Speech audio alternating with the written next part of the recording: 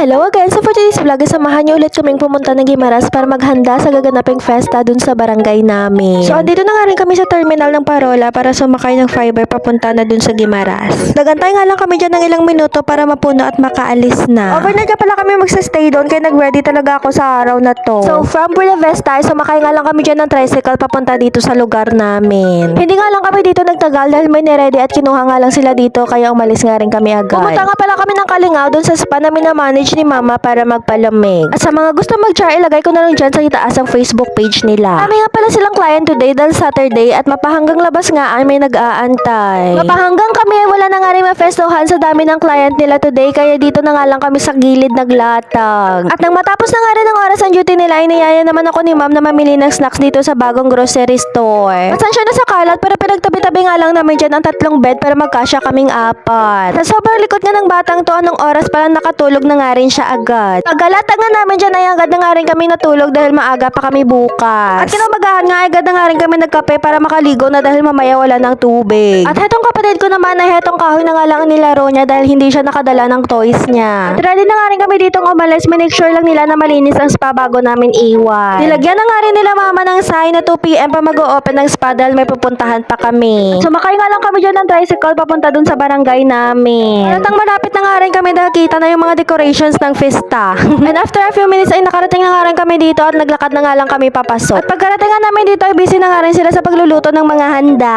Nilagyan nga ni Mama ng tela ang mesa para maganda naman siya sa paningin. At pagpata nga rin ng alas 12 ay dumating na nga rin ang mga bisita nila dito. Nagyaya nga rin tong kasan ko na sunduin daw namin ang kilala niya dun sa labasan. Pero bumaba nga rin ako sa kanya dahil muntikan na kaming matumba. Ito nga pala si Lola at Lolo ay inaantay ang iba pa nilang mga bisita. Nang maboard nga rin kami doon ay nagyaya nga rin tong mga cousins ko na maghanap daw kami ng pwede naming liguan. Kasanayan na nga rin namin sa tuwing pupunta kami dito ay naghanap talaga kami ng pwede naming liguan. At dito nga namin napili sa pool sa bandang itaas ng Labi-Labi Falls. At dito na nga rin namin napag-isipan na what if gawin kaya namin ang pool trend noon.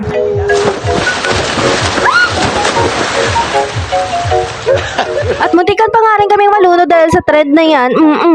Ito pa yung pinakamasaklap. Talagang pinili pa talaga nilang dumaan dito sa pinakadelikadong daan na pwede naman dun sa kabila.